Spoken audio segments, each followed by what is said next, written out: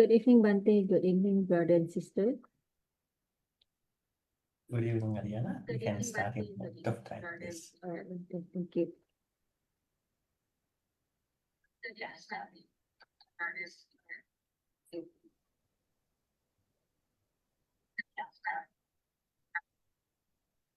Good evening, Bhante and all Kalyanamita. Namo Buddhaya and Sukhi Hontu.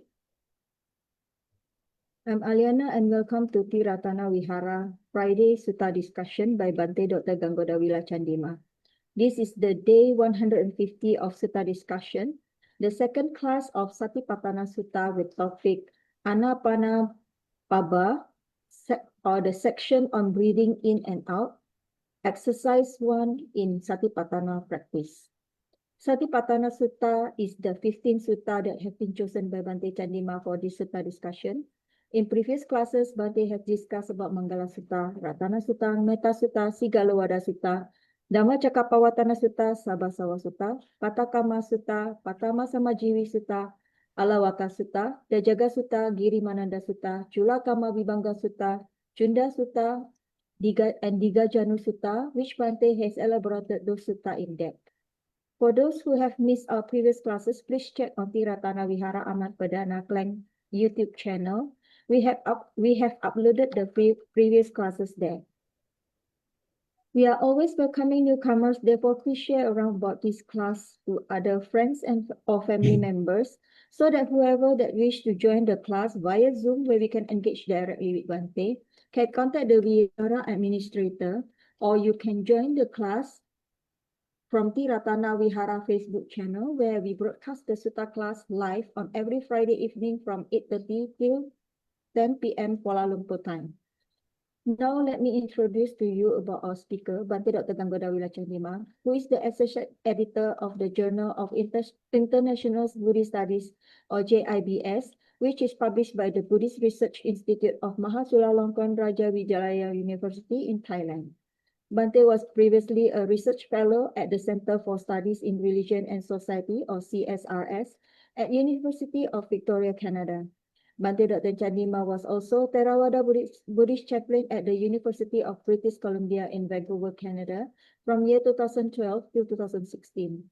Recently, Bhante Chandima has joined Ateneo de Manila University in Philippines as assistant professor of Buddhist philosophy. Bhante is also the senior advisor to Patisotta, a virtual Dhamma organization that hosts a weekly online Pali reading class, Sutta discussion, Dhamma talks, and a variety of other Dhamma activities.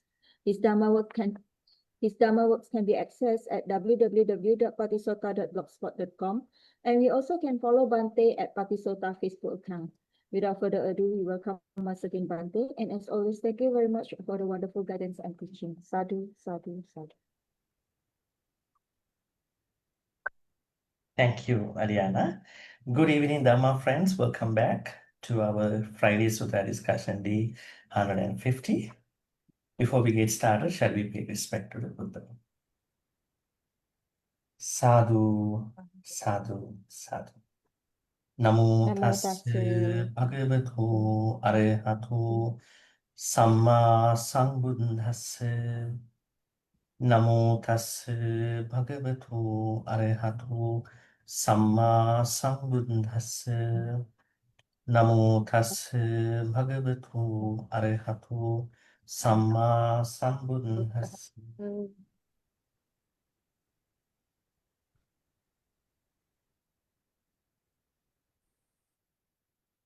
Today we have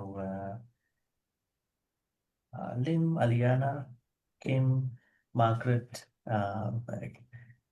We have a newcomer here, KB on, for our discussion today.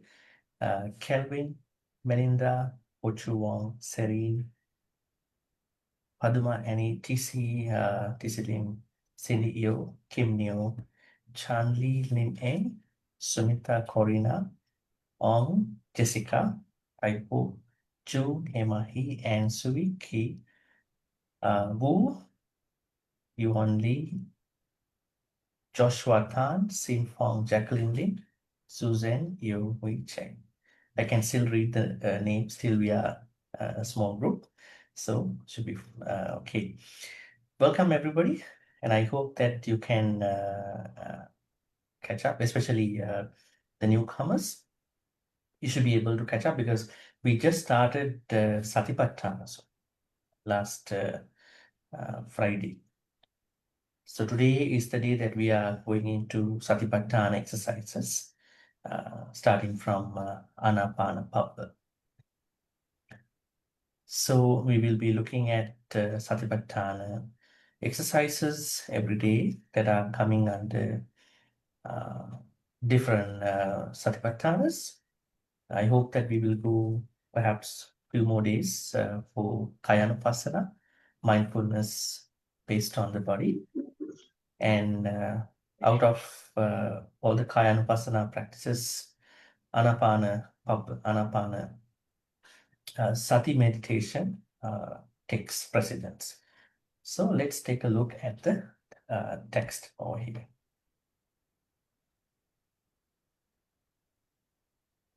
So the Pali word Pabba means a chapter, and you know Ana and Pana, in breath and out breath.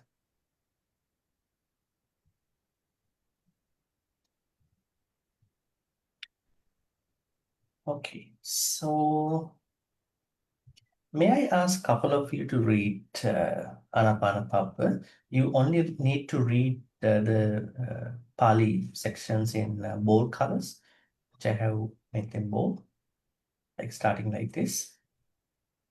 Perhaps we can ask someone to read up until, see. All right, there are 14 sections, small sentences. I will ask someone to read from 1.1 to 1.6. So please raise your virtual hand if you would like to read. Bhante, may I try? Yes, Annie, Padma, please go ahead. Thank you. And I will then ask KB on after that. Yes. Katancha bhikkhave bhikkhu kaye kayanupassi viharati. Okay, yes.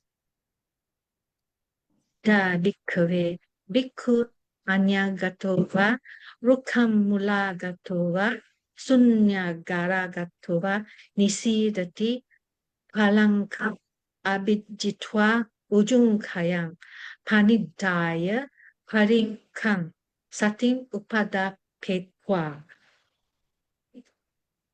So satova asasati satova passasati. Digang va asasanto digang asatsamiti pajanati digang va pasasanto digam pasasamiti pajanati. Rasang va asasanto rasang asasamiti pajanati. Rasang va pasasanto rasang pasasamiti pajanati. Sappakaya patisamvedi sasamisamiti sikhati. Sappakaya patisamvedi pasasisamiti sikhati. Hey, great. Thank you, Bhante. Right. Then we will ask KB on to read from 1.117 to 1.11. So 4 sections. Thank you, Yes. Bhante. I will try. Yeah. Yes. Pasambaya kaya sankarang asasisamiti sikati. Pasambaya kaya sankarang pasasimsamiti sikati. Seyatapi pikawe dako bamakaro wa bamakarante wasi wa digang wa anchanto digang anchamiti pajanati. Rasang wa achanto rasang achamiti pajanati. Eva me wa ko bikawe biku digang wa asasanto. Pasambayang kaya sankarang pasasisamiti sikkati. Iti ajatang wa kayanupassi viharati bahida wa kayanupassi viharati. Ajata bahida wa kayanupassi viharati. Samudaya tamanupassi wa kayasmin viharati. Vayadamanupassi wa kayasmin viharati. Hey, great. Yes. Thank you, Bhante. And then we have few sections for somebody else who would like to read that part. 1.112 to, yeah, just 2.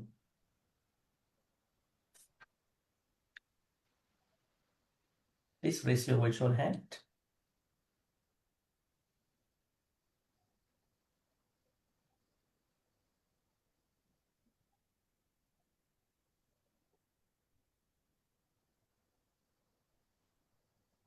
Yes, Melinda, let's go ahead. Bhante, I try. Yes. Ati kayoti va panasa sati pachopattita hoti yava deva nanamataya Jnana. Jnana. Jnana mataya patisati mataya anisitocha viharati nacha kinchi loke upadiyati. Evan biko bikave biku kayanumpasi viharati. Ānāpānapabba nititam. Okay, great. Thank you, Bhante. That's the end of the Ānāpānapabba. You can see that there are a lot of sentences. Let us take a look at what this whole thing is talking about. Now, before we get to Ānāpānapabba, I want to give an introduction just to see how we may have understood breath meditation. You know, there are a lot of people who are doing breath meditations in different ways as to how they have understood. And when you study Satipaṭṭhāna Sutta's Ānāpānapabba, you will learn that the Buddha taught us this Ānāpānasati meditation in a particular way. So that's why it's very important to learn it from Satipaṭṭhāna Sutta's context. So in studying about Ānāpānapabba, that means Ānāpānasati meditation, we may need to understand a couple of things. One is the particular phrases that the Buddha asks us to practice within the meditation. And before that is the posture and what is to be done within the meditation and the benefits of the meditation of Ānāpānasati. So there are three things to learn out of this Ānāpānasati pabba.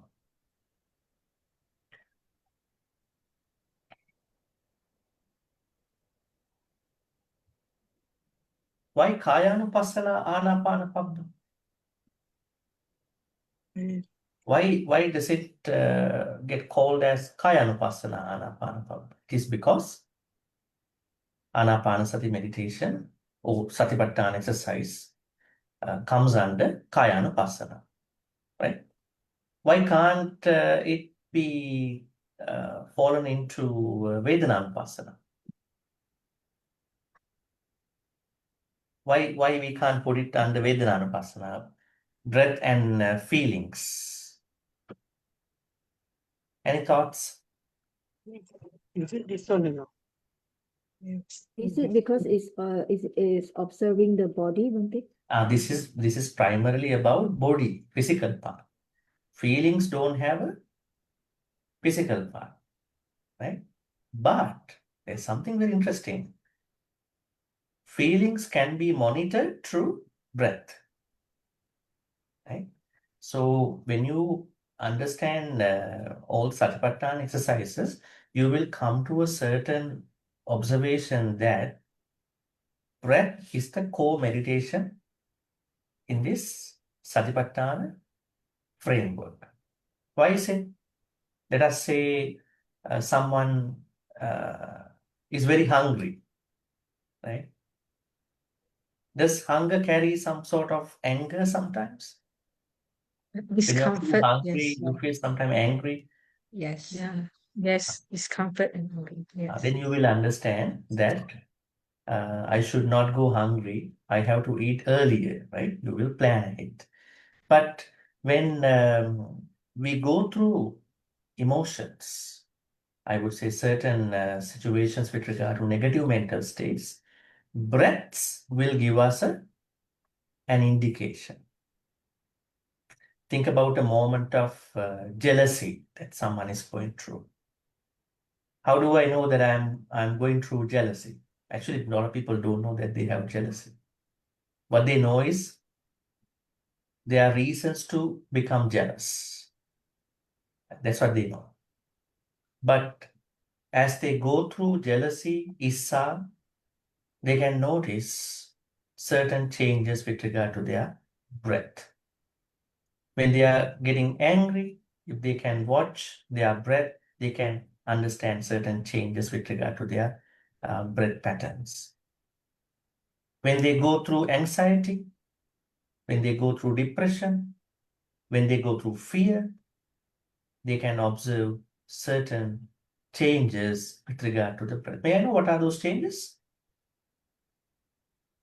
What are the changes that you can notice with regard to breath? The- Faster, the shorter. length, the The length of the breath breath, become very gross. Heavy or Very subtle. gross or what? Yeah. length of the breath come shorten. Yes. It might be a short breath, maybe it might be fast breaths.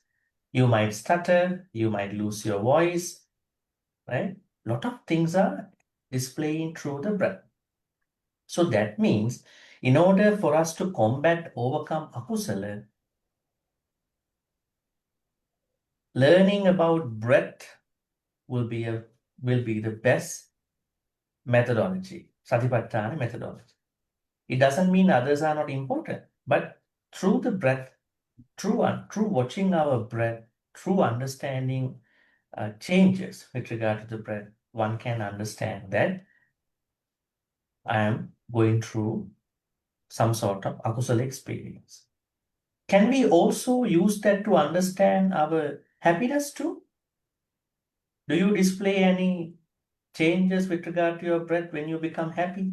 Yes. Yes. Okay, that means it is not even akusala experiences that we can understand through changes in breath, but also extreme happiness. Do we go through some extreme happiness sometimes? Yes. We become too happy, right? Then we get to understand cardio surgeon's advice to a heart patient. You should not be too worried and too happy, right? Perhaps this is called somewhere in between. Don't be too happy for anything, anybody, anything. And don't be too sad, too unhappy. Try to balance out your mental states every day. Right? So, breaths are really giving us very interesting indications with regard to our kusala experiences, so then we can get ready to deal with those things. So that is why breath is a part of body, although it helps us to understand our feelings, our thoughts, even mental phenomena, but it is part of the body.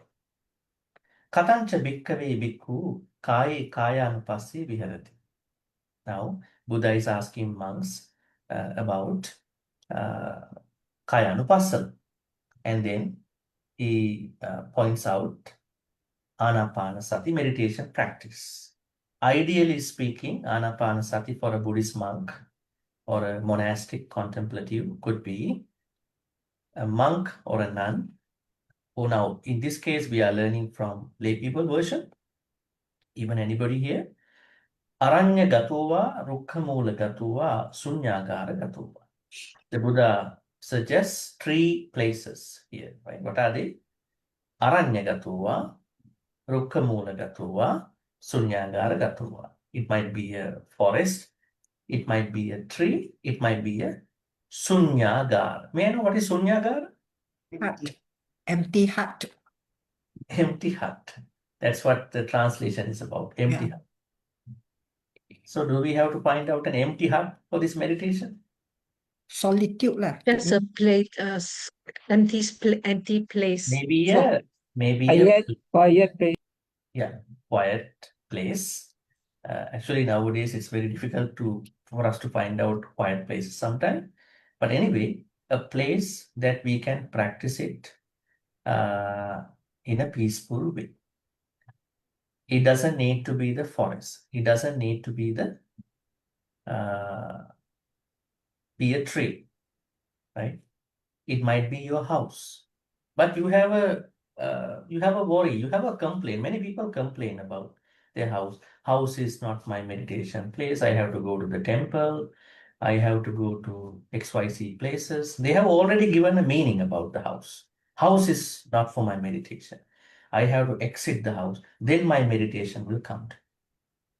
That's just a created sanya. Actually, your house is the best place, because that is the place where you are living for the most part of the day. Why it is important to make the house the best place? You can go out to a place, maybe a center, vihara, kuti, a forest, but can you stay there for the whole month? You have to come back. You have to come back to the house. The moment you step into the house, I get back to my XYZ experience now. You're not happy after that.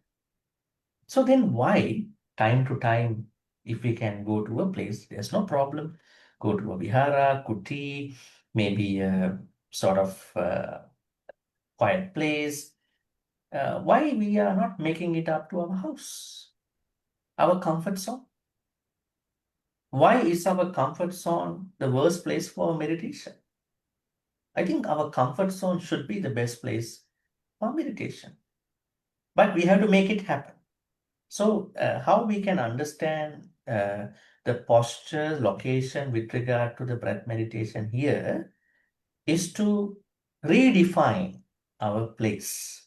We have to redefine our place. We don't look for quiet places all the time, because sometimes the noise that we are going through from a certain situation could be the change in our kusala experience.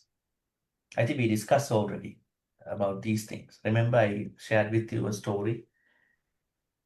There was somebody who was complaining about noise when he was practicing meditation, right? He was, every time he joined the meditation class a long time ago, for many months, I think couple years, he always complained at the end, because when we have a Q&A. So today I was practicing meditation very well, but after 5 minutes, see that ambulance just passed by. So my whole meditation was affected by the ambulance. So he was not happy, right? He never asked a question. He only complains about the meditation. This was what happened. But then what happened after a long time, maybe after 2-3 years, he got suddenly sick during the 8 precept retreat in the temple. And that same ambulance came to the temple. While we were watching all that, I was the one who was watching. And then paramedics, everybody came and took him to the ambulance. And then that was a moment to redefine that you thought that my meditation place should be a quiet place. That's why we come to the temple. But not all the temples are in the jungle, in the forest, because we are not practicing meditation in the jungle. We are practicing meditation in real life, not in the jungle. Why to go to jungle or forest? Then everybody in the forest should be enlightened, right? Are they going to be enlightened in the forest? All those animals and everybody? Indigenous people? No, I don't think so. That is a different experience. Yes, we can go there. But we should not make a strong idea that that could be the place. So what we can understand here is that for a Buddhist monk, nun at that time, it was suggested because there was no city temple culture, forest, a tree, and a private place, that comfortable place that particular monastic can practice. But now I'm teaching to you, lay people, so you are not able to do all that. So I would suggest you the best place for your meditation, sitting practice, Ānāpānasati could be your own place, the place that where you spending a long amount of time, maybe your workplace, maybe your house. Yeah, and yes, Kevio, you have a question? Yes, Bhante. Can I say that Aranyagato is similar to Viveka, meaning seclusion? That means it's an empty place, some place you can practice. Viveka, yeah, alone. yes. Yeah. Okay. So Yes, it's similar. what someone goes through in a private place is Viveka, seclusion. Yes. Yeah. Bhante, thank you. But my point was, in order to go to seclusion, we don't have to isolate from other people. That is a wrong understanding. When people think about Viveka, they think I have to isolate myself. I don't have to always do that. That's why the Buddha said, you cannot get to Nibbana without Kalyana Mittata. Right? So if I always lock my door and do my meditation, if I always tell people, hey, don't disturb me, I am meditating. Because if you knock my door, my meditation will go away. I've been practicing for 1 week now. Right? We don't have to make that kind of expectations within us and towards other people. Right? Because when we do that, if we do that, we will be totally unconscious about what will happen. Remember what happened to the monk in the Buddha's temple who was telling other monks, don't disturb me. I meditate on metta in my kuti. Don't call me for dana. Don't call me for this and that. I'm fully engaged with my metta practice. But what happened to that monk at the end?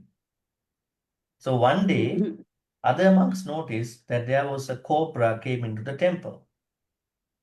Now this is the dana time, just before dana time. So they were really concerned about this monk because he doesn't know now. But everybody else knew. The cobra came into the temple, but they saw, then they couldn't find him. He went to a certain place in the temple. So what happened? They tried to knock the door because this is a serious situation. But he was not happy to open the door. Said, there was a snake came into the temple. We're going for the dana, which we better watch out about this snake. But what happened? It's okay. I'm practicing metta. Nobody can harm me. Overestimating about one's metta practice. And then he kept doing metta meditation. Then he came out of the kuti. And then he could not even walk some steps. The snake attacked him. Ayo. Yes, snake attacked him. And then what happened? He died because other monks didn't know what happened, right? They were somewhere else. And then all they gathered later on and they found out that snake attacked this monk. And then they immediately told the Buddha.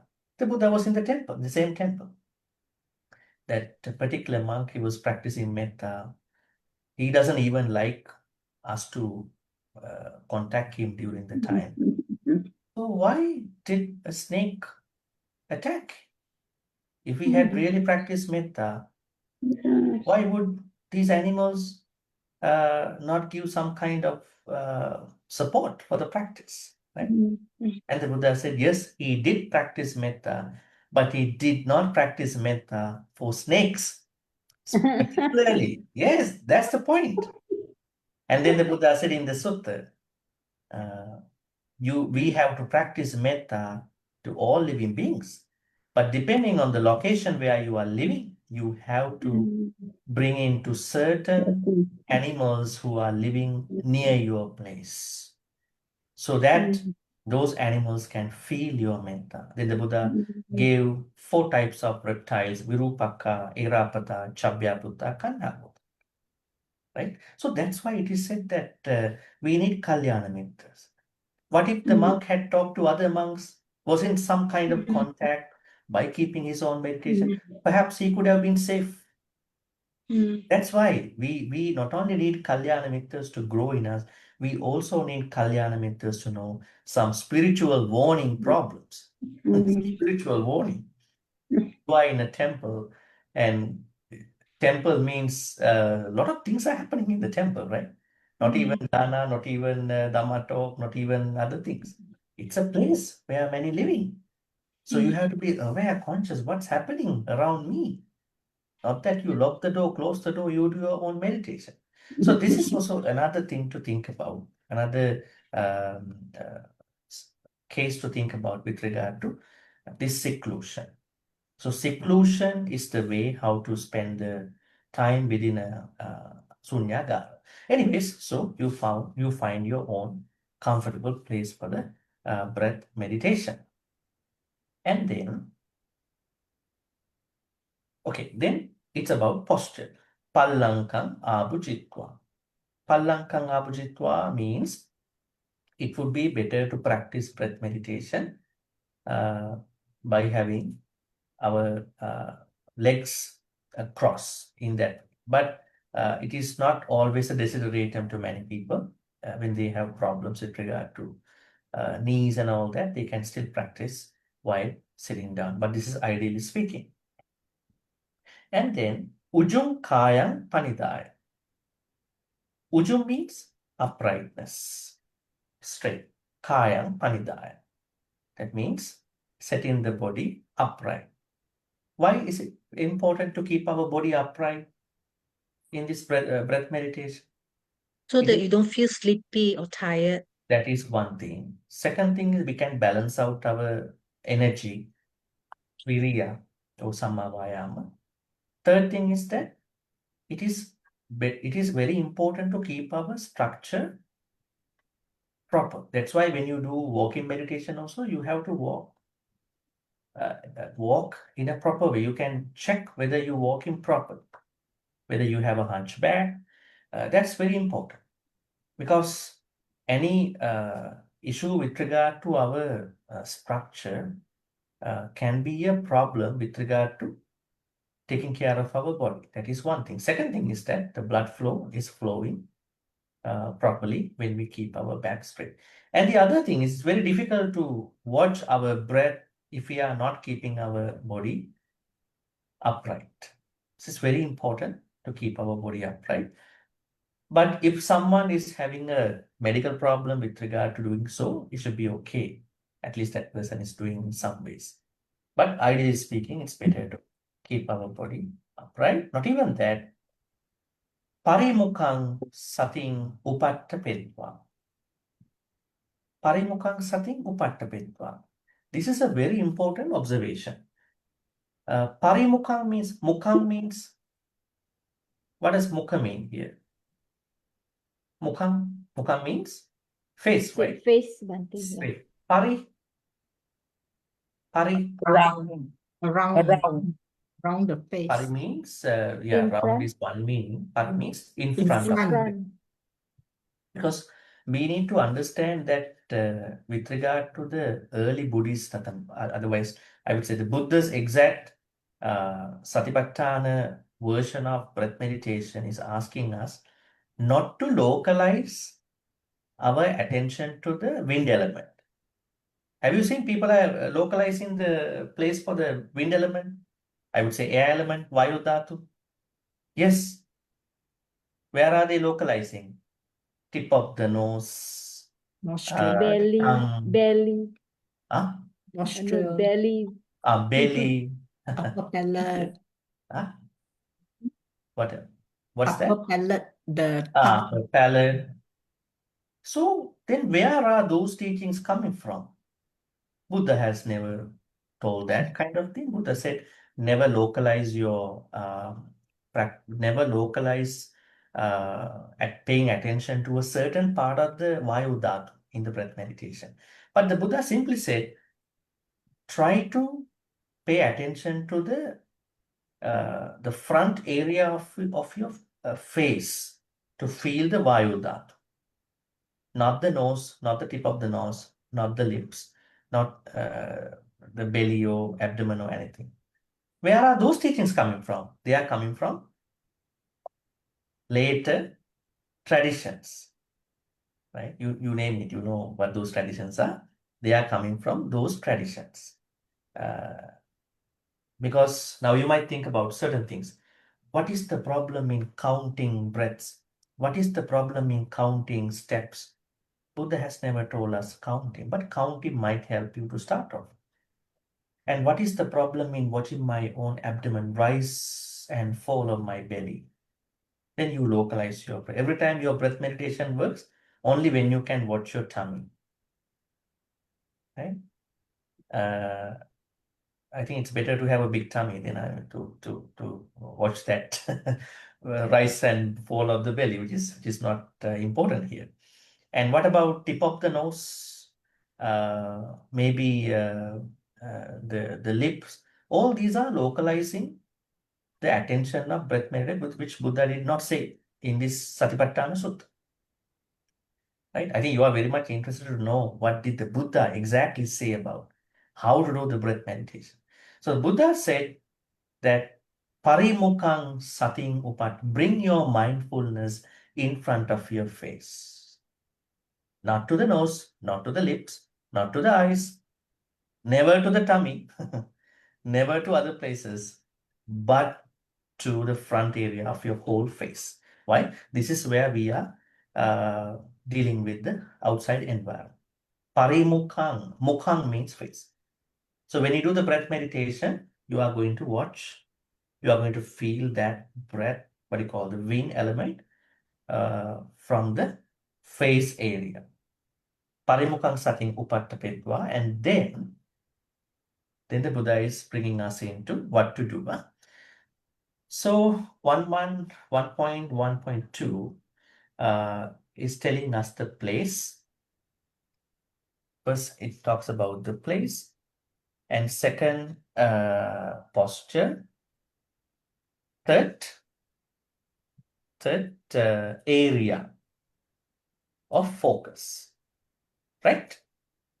Is that place, posture, area of focus with regard to the breath. Let's keep on going. Now the Buddha is simply asking us that we need to be mindful with regard to our breaths. What kind of breaths are they? Sato means mindfulness. Assa sati. See. Okay. Assa sati and passa sati. So assa sati means breathing in, passa sati means breathing out. Both have to happen mindfully. May I know how should we do that? Let's talk about that in a very general way. That means, should I mindfully breathe in? Should I mindfully breathe out? That means I do by force. Or I just watch my natural breath with regard to how I breathe in that natural breath and how I breathe out the natural breath. Which one is what the Buddha refers here? Natural. The second one. The second one, Natural. Bhante. Natural breath, right? Otherwise, our meditation will be a controlled meditation. Right? It's a controlled meditation. It will become like some people do the walking. They are very much planned to do walking. Right? So we are not going to control that. We just try to watch how am I breathing in, how am I breathing out. Right? And we will talk about what kind of breaths we will do that. We will have to do that with. But initially, mindfulness. Mindfulness here means bare awareness. Because Buddhism understands that sati alone is not enough. Right? Now, some other suttas are actually trying to highlight this. Sati alone is not enough. Then what do we need in addition to sati? Sati plus sampajañña. No more 8-4 path. Yeah, they all are all this thing is within the Noble Eightfold Path. But Sati plus Sampajanya work together. Sati is bare awareness, Sampajanya is clear comprehension. Okay. So on the other hand, I would say Sati is an awareness, but that awareness does not tell me what is happening within that particular scenario. It's like that you are aware that something is happening, but you don't know what is that. You are aware that something is happening. That is Sati at that point, and Sampajanya means that you know what is happening over there. Sati Sampajanya. But if you look at Satipaṭṭhāna Sutta, you don't see that Sampajanya was given to the title of the Sutta. Why is it? It is because Sati has the implied sense of Sampajanya. When we understand Sati, we know in hindsight or in implied sense that Sampajanya is a part of it. Right? Sati, Sampajanya. It's like a security guard. Security guard understand there is a security issue that is happening somewhere. But he doesn't know what kind of security problem that is happening over there. And he doesn't know what to do, even if he understands. So that bare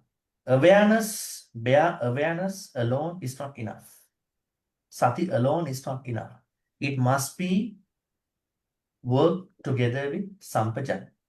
Okay? That is just to understand at this point.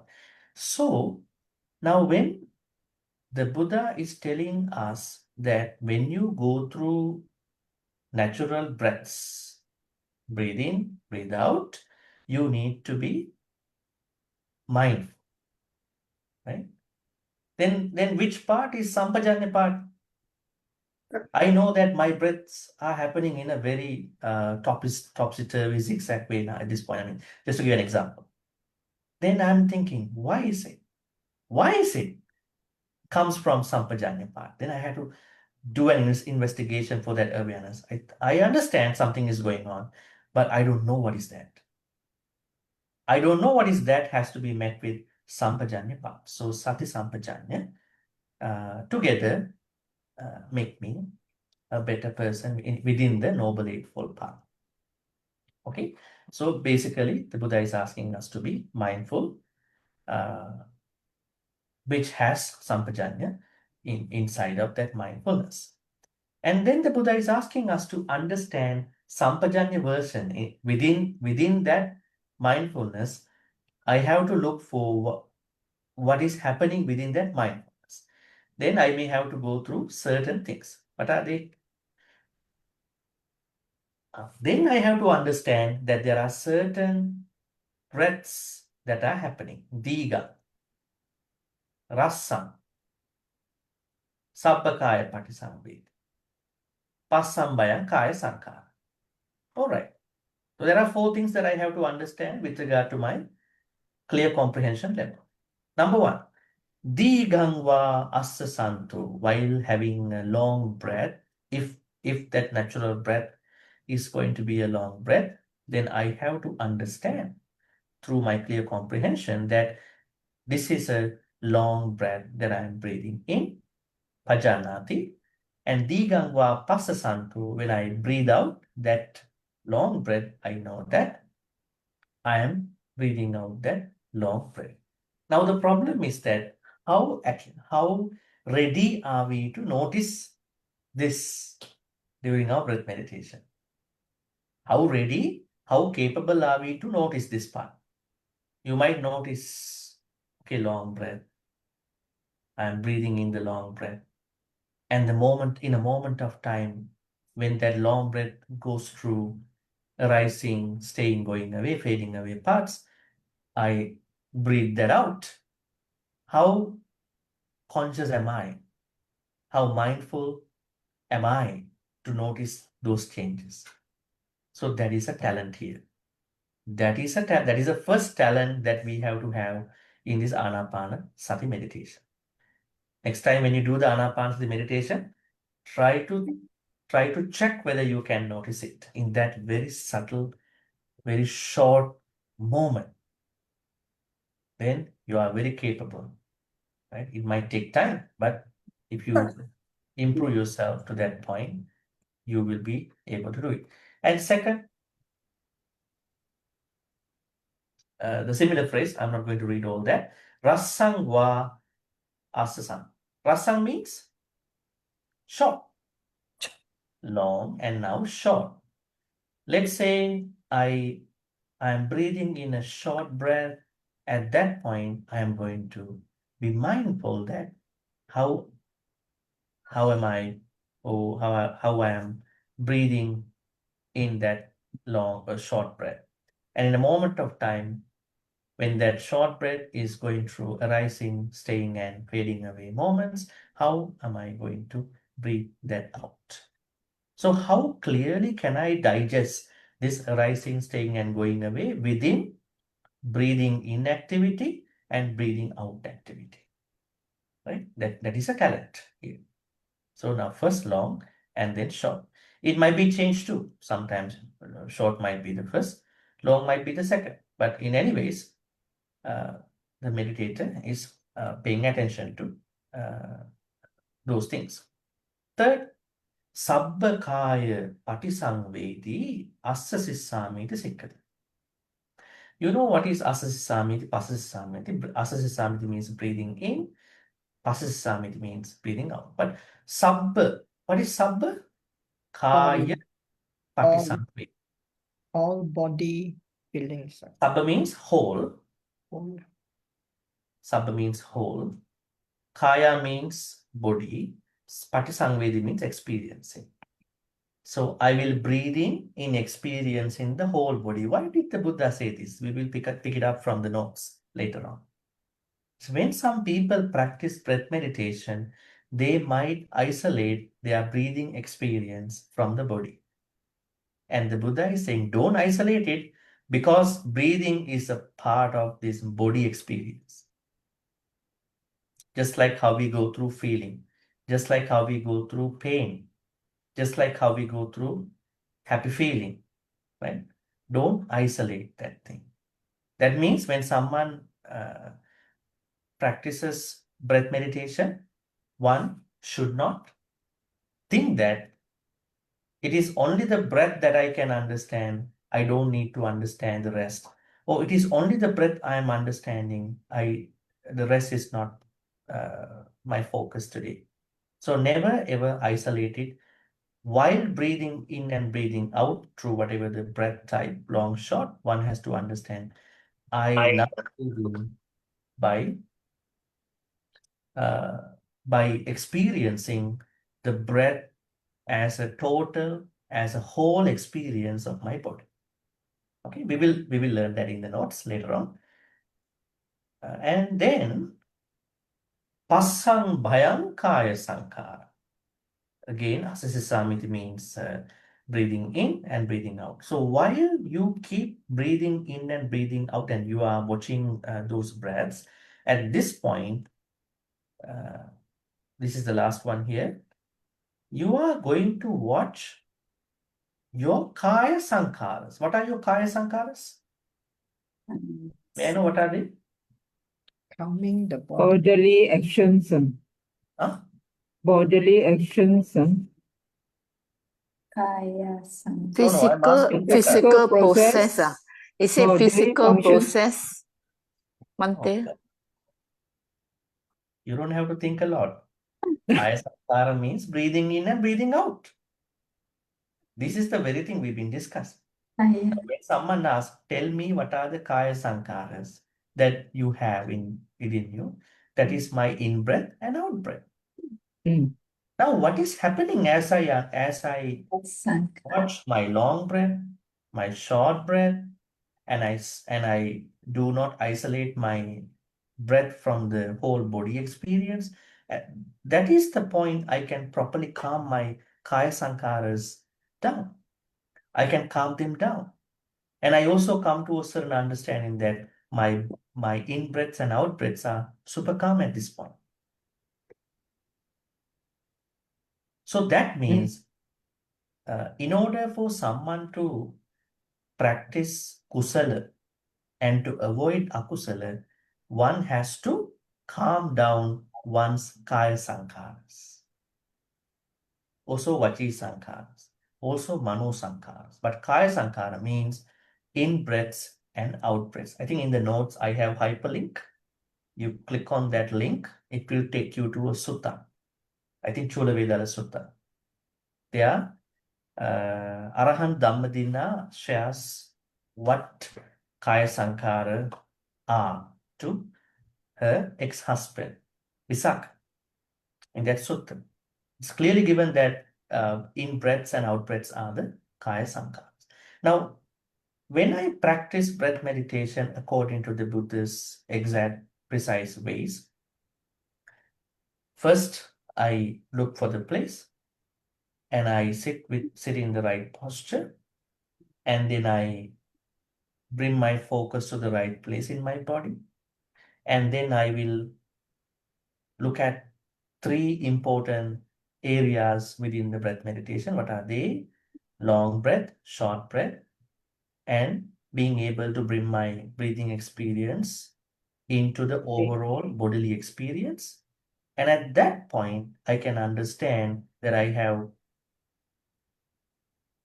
should be able to successfully manage my breaths into a very much calmness-based experience. Makes sense? Okay, so this is what we understand with regard to how to do the breath meditation. But there are a few other things to know. Let us take a look about them. I think let's take a look at this Pali word passangbayam. Passangbayam means passamba. Have you ever come across this Pali word passamba? Coming, is it? Yes. Passambana. Passambana means when you, I think if you have ever chanted Bojjhanga Suttas, Arahan Kassapa Bojjhanga Sutta, Moggallana Bojjhanga Sutta, Chundattira Bojjhanga Sutta, you must have found out this Pali word. Patipassamba or Passambana. That means Passambana means calmness. But that calmness is a particularly spiritual concept. So our breaths must be calmed down. That is when we can simply and then easily manage our negative and positive mental states. Moving on. Now the Buddha is giving us a certain analogy, a simile. What is a simile? What kind of person was given in the simile? Bamakaru. Who is Bamakaru? Carpenter. Okay. Bamakaru or Bamakaram Tevasi, his disciple, maybe someone who is working under him, training under him. What is a carpenter doing with regard to making a certain particular structure, as we understand?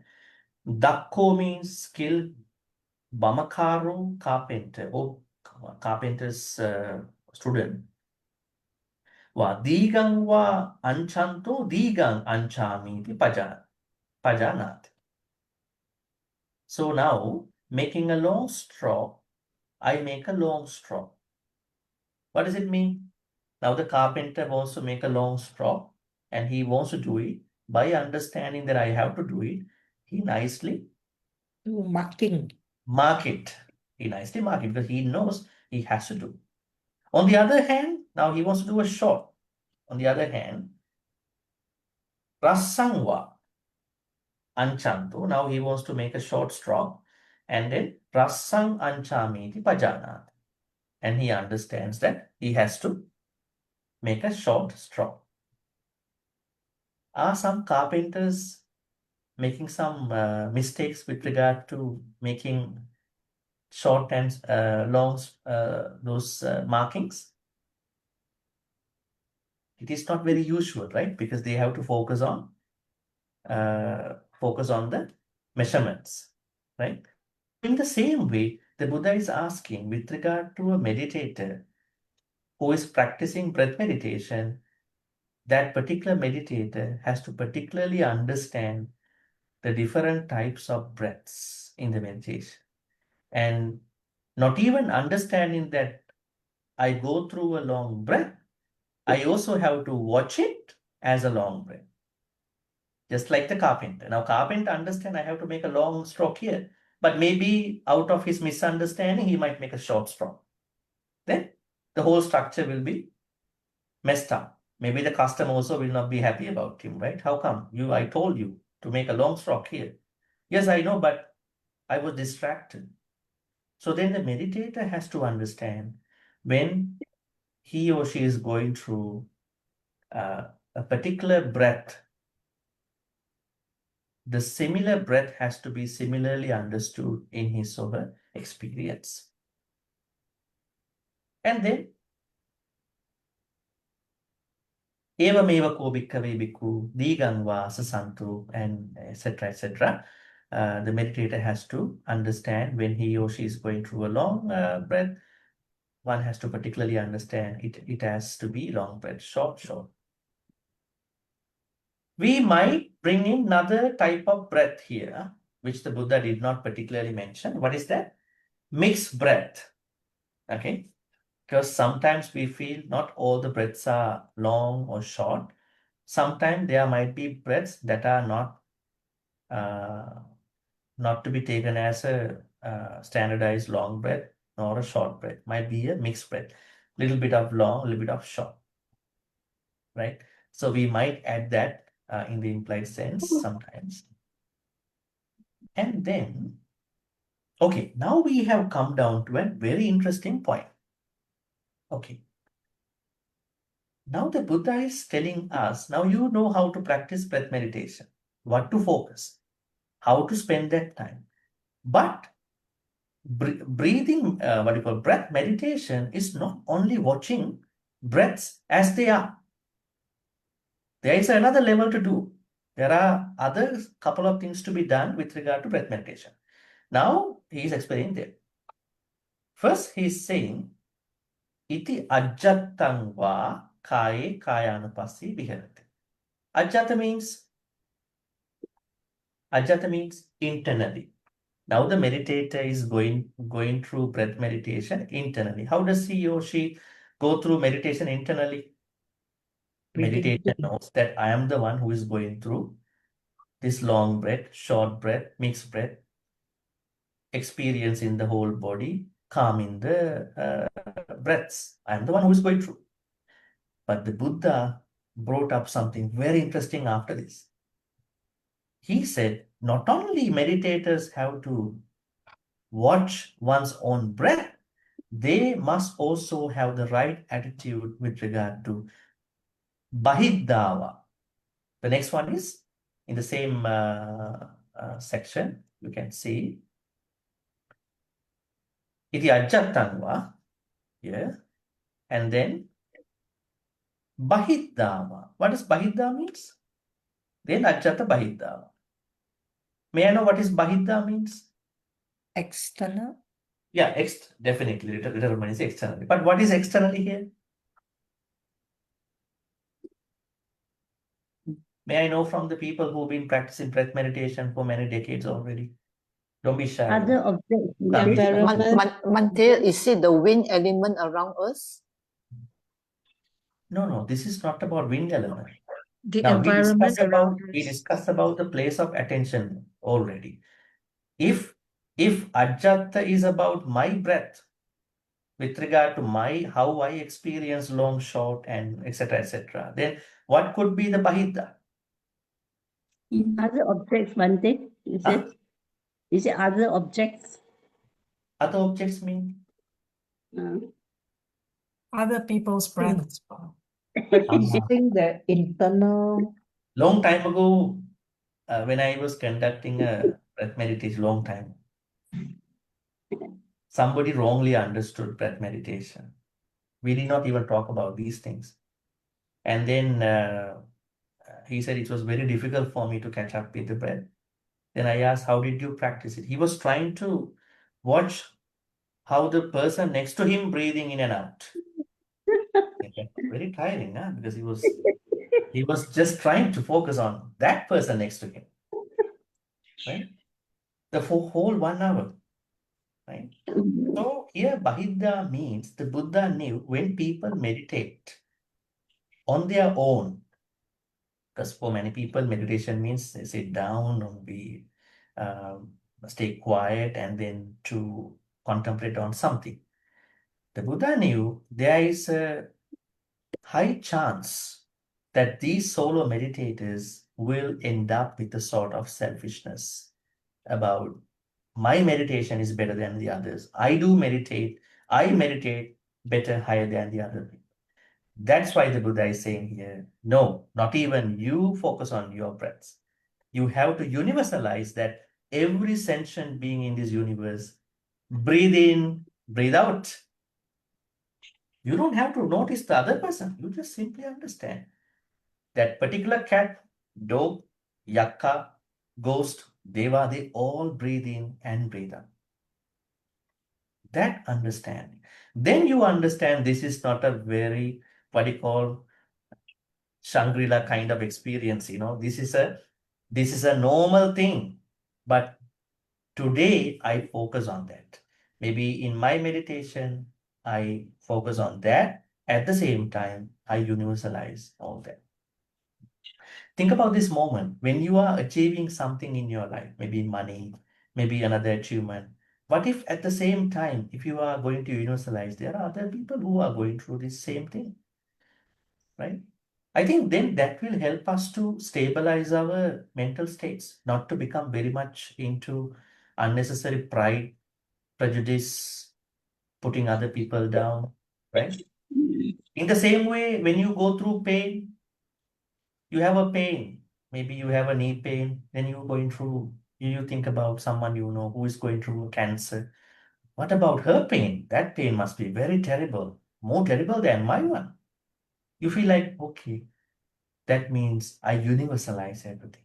So Bahidda means you need to universalize your breath experience. That reduces any amount of selfishness. Because selfishness is the biggest problem, right? In our Dhamma journey. Why? The first thing that we have to overcome is Sakkaya Ditthi, right? What if that you practice meditation and you come up with some good Sakkaya Ditthi? Good Sakkaya Ditthi, yeah? Not bad one.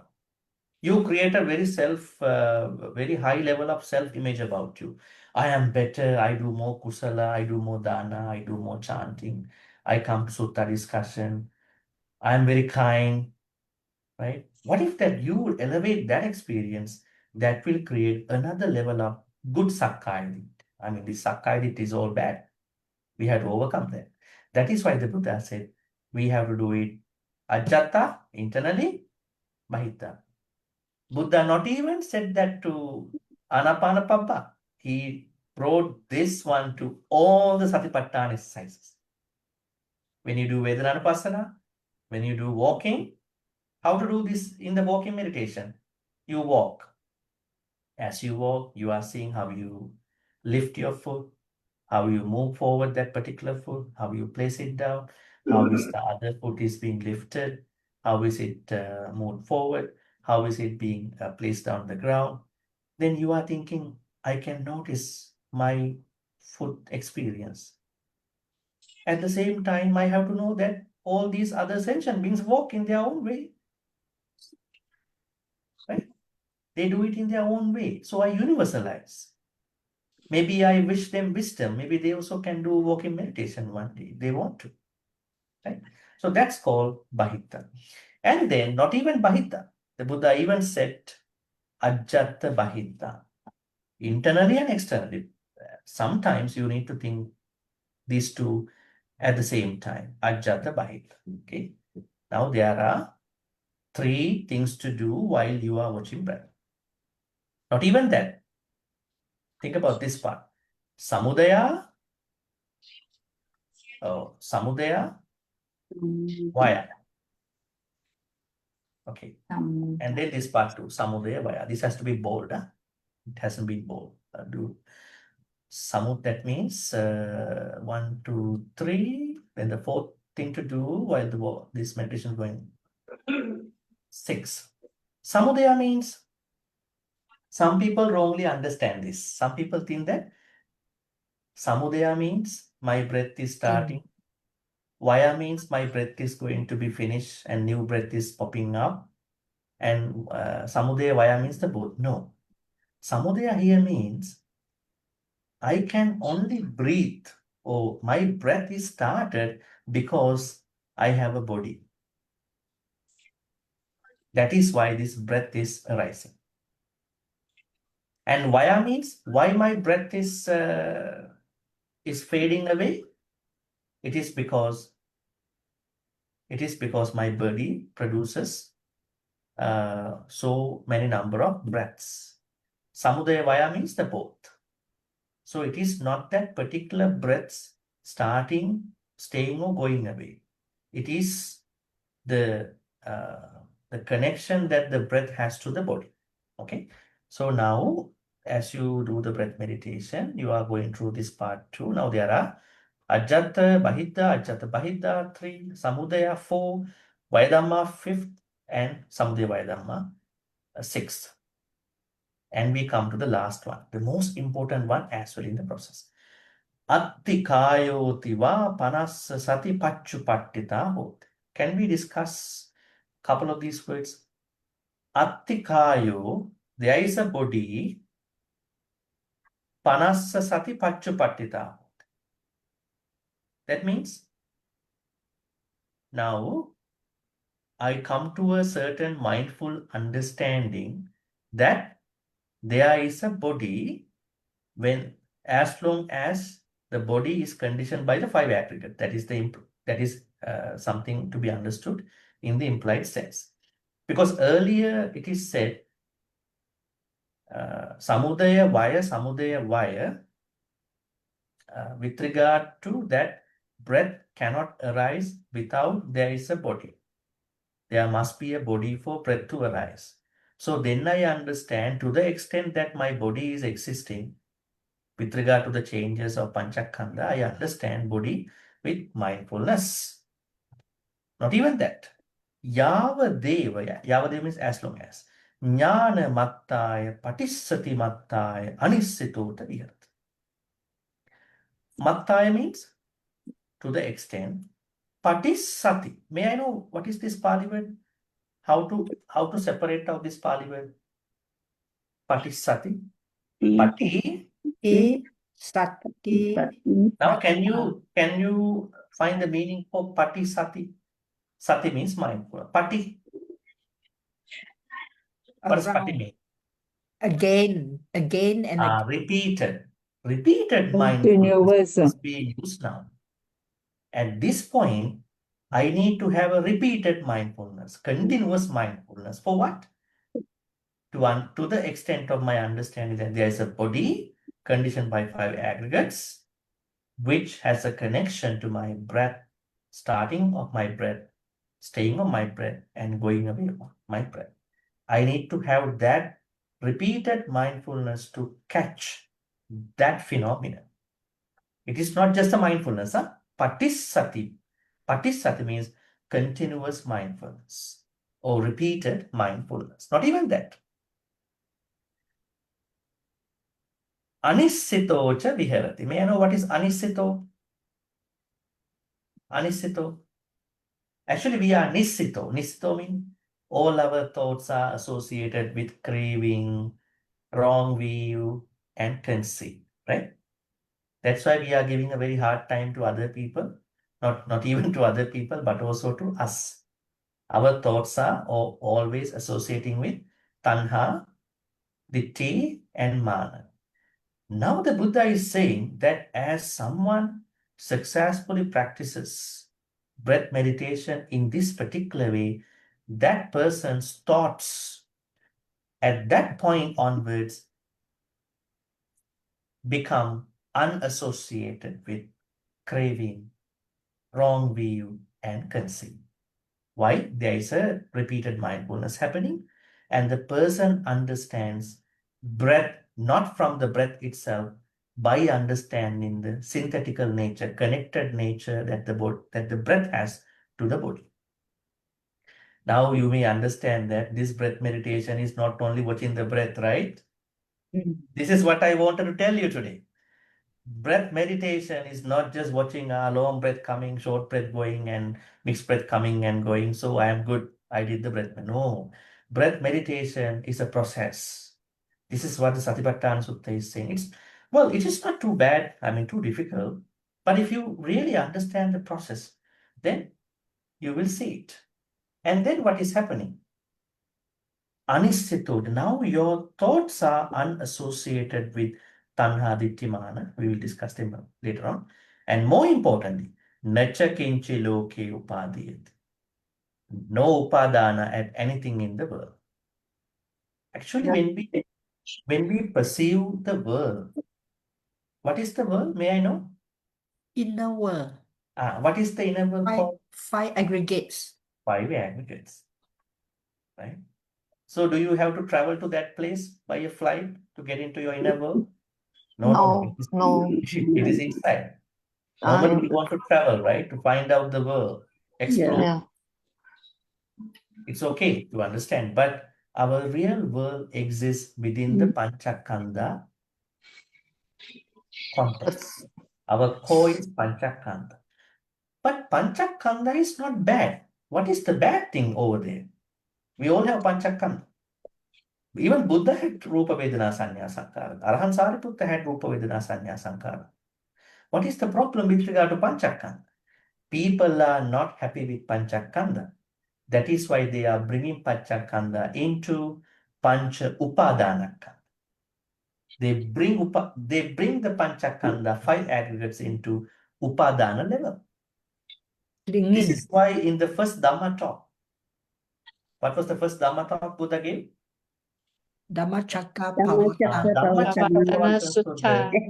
Buddha clearly points out when he talks about dukkha ariya satcha at the end. If you cannot understand that birth is dukkha, sickness is dukkha, aging is dukkha, death is dukkha, associating the people you don't like is a dukkha, separating from the loved one is dukkha. Let me tell you, I tell you dukkha in a very short way. Sankittena panchupadana dukkha. Where is the dukkha rooted? Dukkha is rooted when someone is clinging to the 5 aggregates. Yes. So 5 aggregates are okay. They are normal structures. But the problem is when people are bringing 5 aggregates into the clinging level. Now, as a result of this successful breath meditation practice, the meditator is not clinging to that inner world. That's what it says. You can see here, nacha kinchi loke upadiyati, not grasping at anything in the world. What do you mean by not grasping? Meditator still maintains the family. Meditator has to keep the family. Meditator is a married person. Provide the food to the family. Give the love to the family. Bring the money into the family. But what is the clinging level? Clinging is a certain level in that experience. So unless the person is not coming to that level, that person's life is good. But if the person is bringing upadana into the 5 aggregates, that could be a problem. May I know how can one kanda, let's take rupa kanda, the first aggregate, how can that particular kanda become upadana kanda? Now, this is how I'm going to ask you to contrast. Rupa kanda, that means the aggregate of form. How can this become rupupadana kanda? That means aggregate of form which is associated with the clinging. May I know an example? That means someone has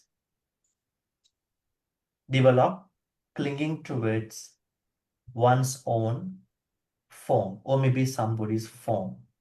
How do we know? That person can understand that I am going through a lot of juggling challenges with regard to maintaining my looks, right? Yes, Padma, was that? Yes. So then I understand, then that person understand I'm going through a lot of challenges with regard to maintaining my form. What if that you go out one day without your makeup? Could you still be okay, you know? No, I am clung to my makeup, you know, I cannot go out of my house without makeup. What will other people tell me, especially the people who know I'm making makeup, I'm doing makeup? That could be a problem. One day. Only when there is a fire in your house, you will run away from your house without the makeup. But otherwise, is it possible? Right? So that means it is okay to have a makeup, no problem. But can you sometimes get rid of it in case? Right? So there are ways to understand Kanda and Upadana Kanda. Now, Ānāpānapabba clearly tells us how to exit Panchu Upadana Kanda by understanding Kanda properly within the breath meditation.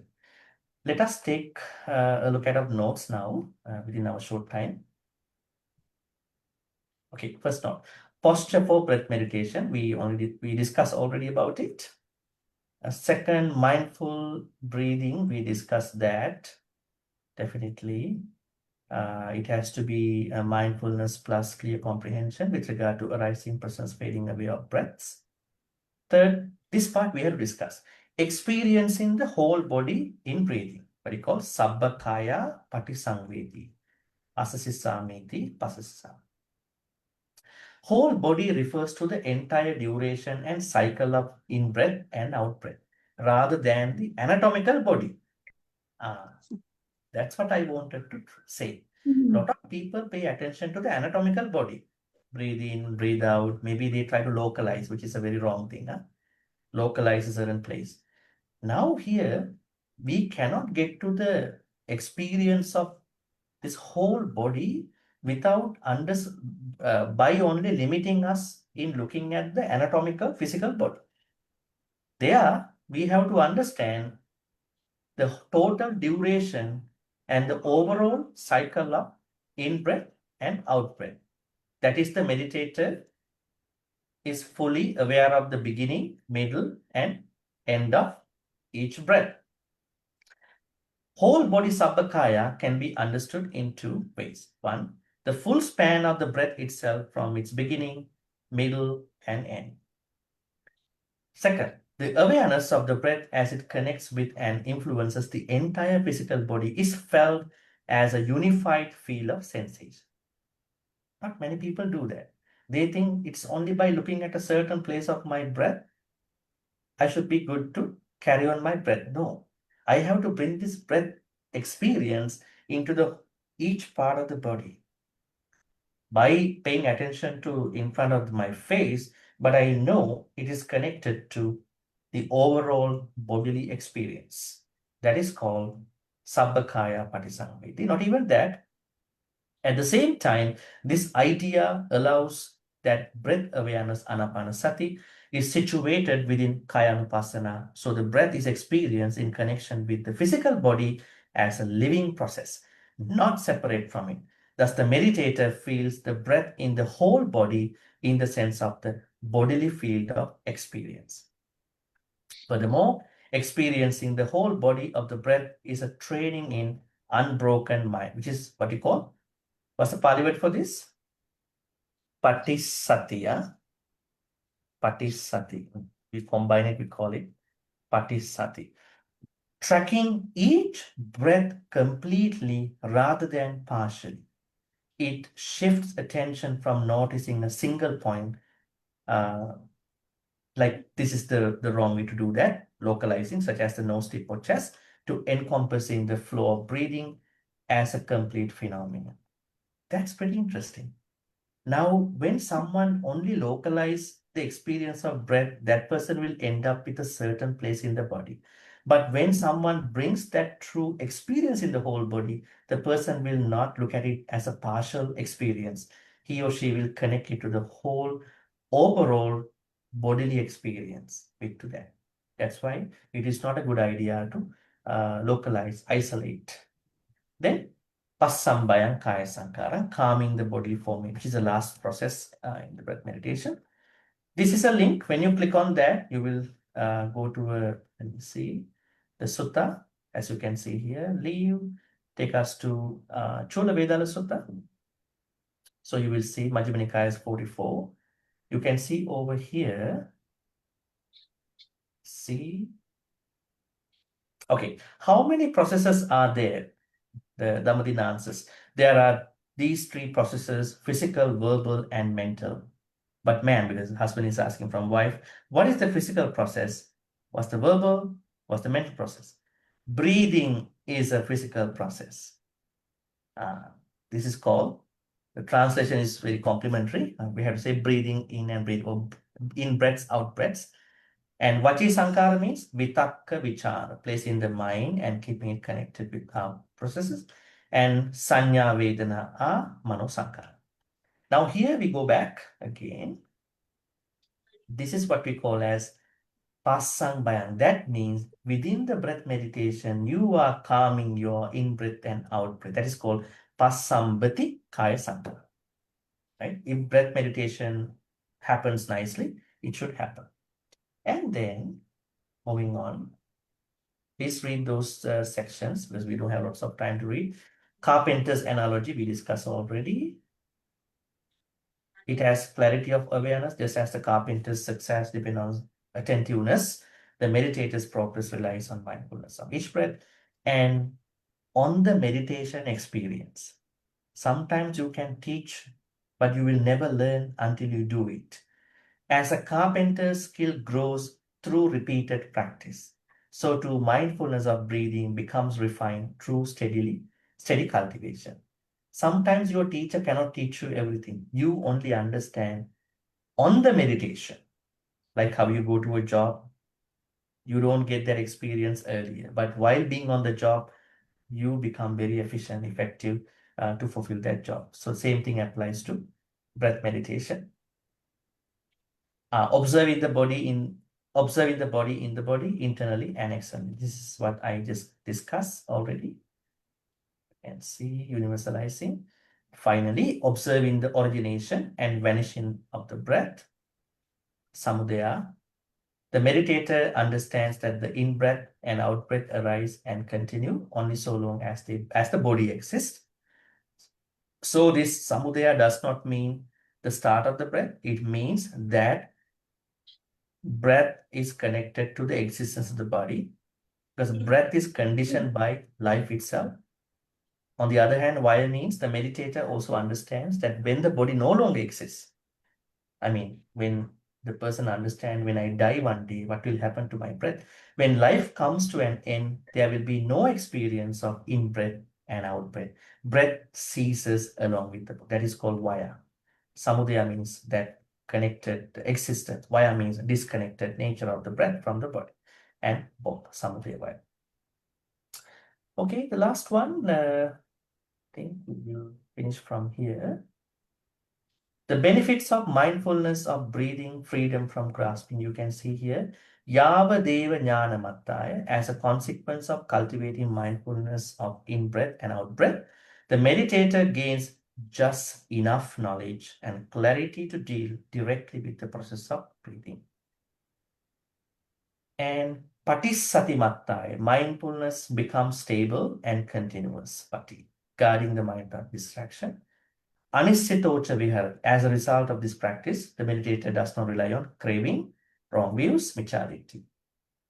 So awareness is independent and free from those attachments. Finally, nacha kinchi loki upadi. The meditator does not grasp at anything in the world, particularly not the five aggregates, panchakanda, as mine, myself, or in myself. In this way, the practice of Ānāpānasati matures beyond watching the breath. Okay, this is something I said to you. It goes beyond watching the breath. That means you need to work on certain areas beyond watching the breath. It becomes a training in freedom, enabling one to live in the world without clinging and preparing the ground for potential liberation, nibbana. All right, so at this point, we'll be letting you ask any questions. If you have any questions, please raise your virtual hand.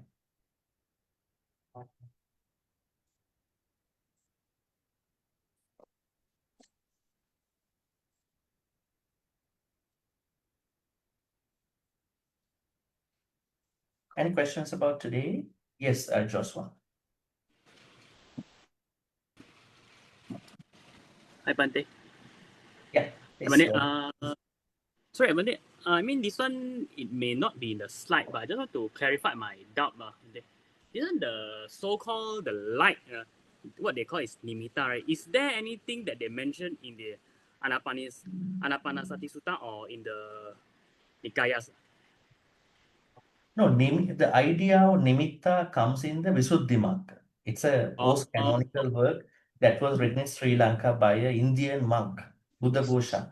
So, well, I can say that those are helpful for someone to understand, but they are not in the original Satipaṭṭhāna text. I think that's why I want you to understand original text and the post-canonical work separately.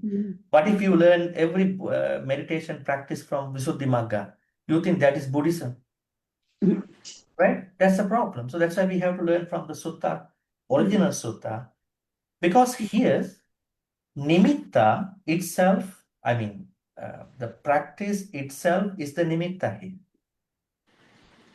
You know, in Visuddhimagga, they talk about what you call patikamma nimitta.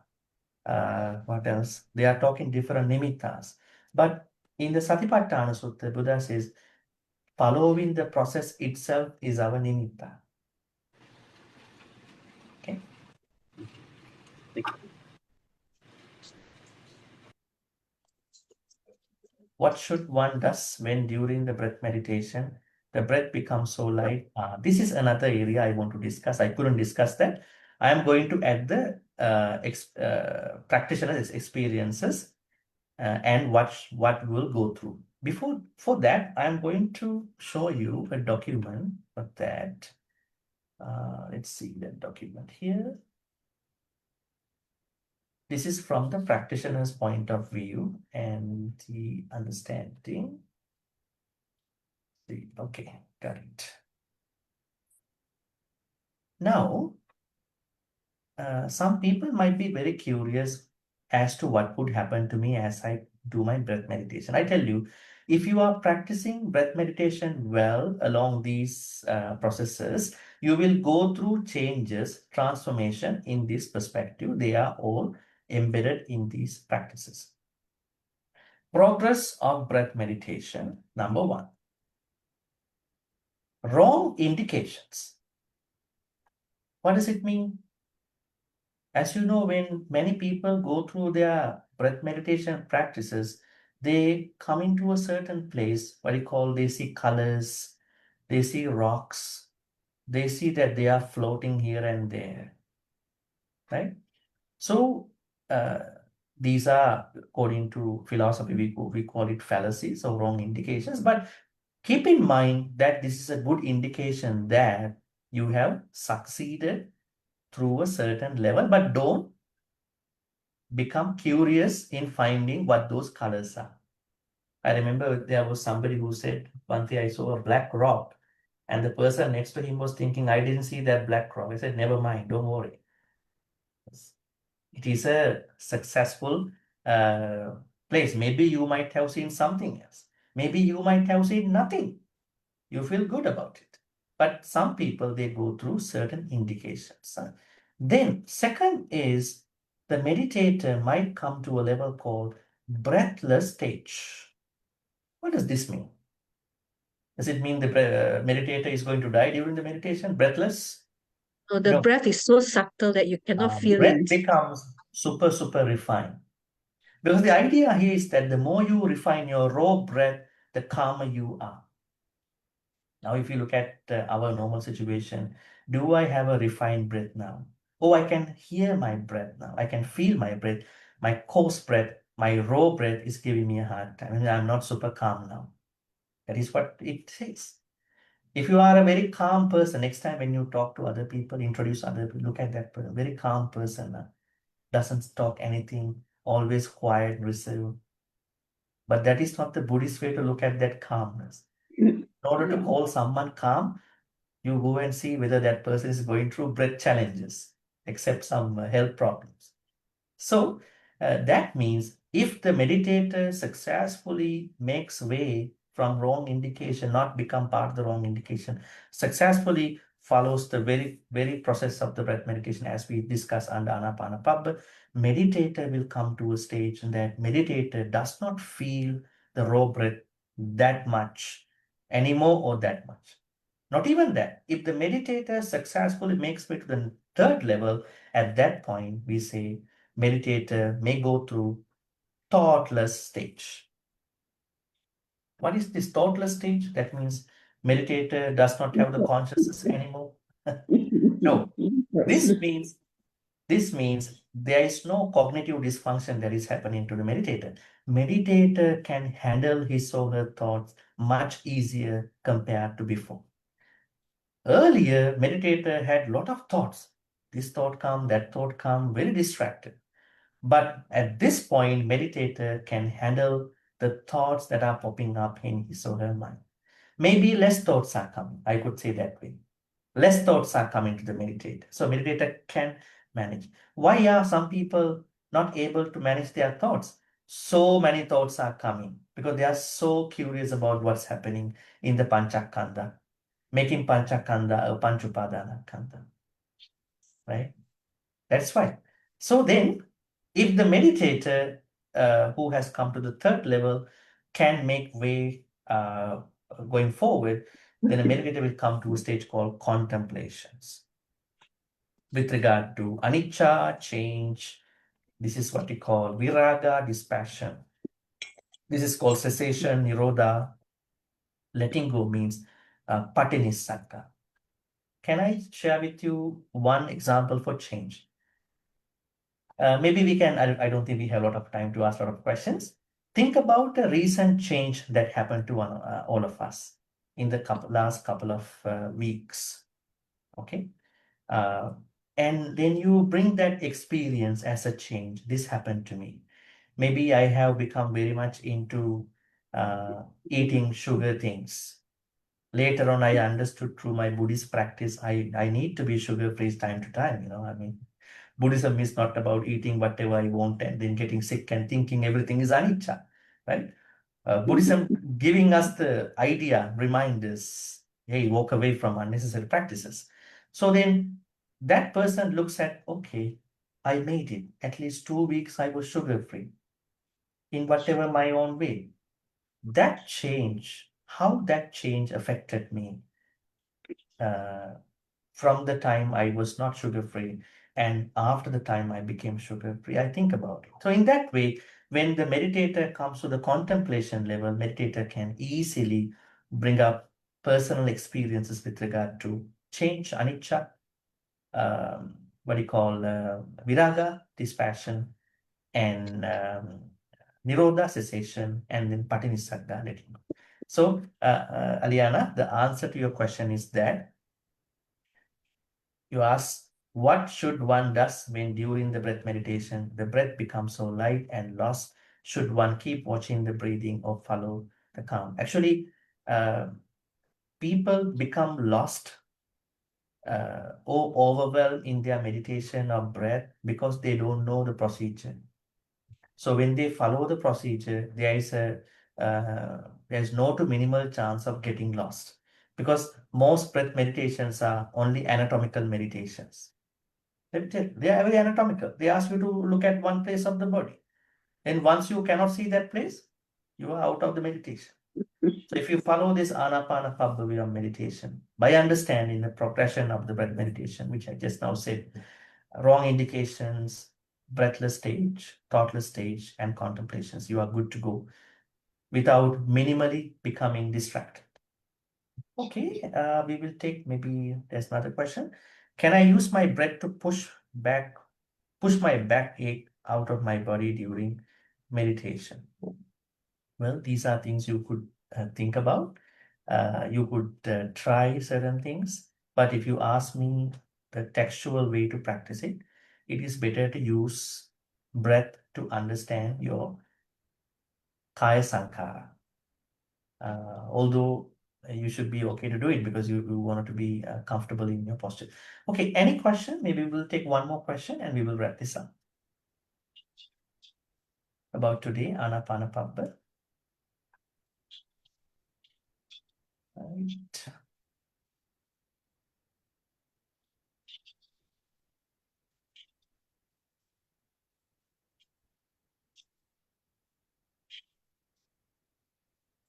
Looks like there are no questions, right? If there are no questions, we will wrap this up at this point. Okay. Today we've been learning about Ānāpānapabba. So today we finish Ānāpānapabba. Just to show you the next part, so you will understand where we're going to start off after this. Let's see. Okay, after today, that means after Anapanasati, you can see here, let me show you from the Pali, maybe English, mindfulness of breathing. Then we are going to pick up postures, which means Iriyapata. This is going to be the second Satipaṭṭhāna. So this is what we discussed today. I want you to read the notes again to take a better understanding. So may all the teachings that we shared today with regard to Ānāpānasati meditation, which was given by the Buddha, Satipaṭṭhāna Sutta, be transferred to all the departed ones who passed away in the name of all of us. May they be well and happy. May they attain the supreme bliss of Nibbana. Sadhu, sadhu, sadhu. Idang me ñāti nang hotu sukita hontu ñātayo. Idang me ñāti nang hotu sukita hontu ñātayo. Idang me ñāti nang hotu sukita hontu ñātayo. At the same time, may Deva Naga Mahindika also share these good karmas. May they be well and happy. May they protect and bless all of us for good health, quality of life, prosperity, safety, and happiness. We do understand without some sort of help, it might be difficult for us to engage in Dhamma activities. So may Deva Naga Mahindika protect all of us, including your family members, for all the good things in our life. In particular, in making our Dhamma journey to the next level. May Deva Naga Mahindika finally attain the supreme bliss of Nibbana. Sadhu, sadhu, sadhu. Ittavata cha amhihi sambatang punya sampadang sabbe deva sabbasang patisya. Ittavata cha amhihi sambatang punya sampadang sabbe bhuta anumodantu sabbasang patisidya. Ittavata cha amhehi sambatang punya sampadang sabbe satta anumodantu sabbasang patisidya. Sattha cha bhummatta devanaga mahindika punyantang anumoditva chirang rakkhantu sasanang.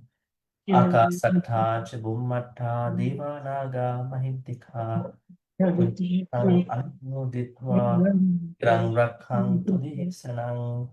Akasattha cha bhummatta devanaga mahindika punyantang anumoditva chirang rakkhantu mang parang chirang rakkhantu tvam sadasi. Then we are moving on to making our Dhammavish. We are continuously making this Dhammavish.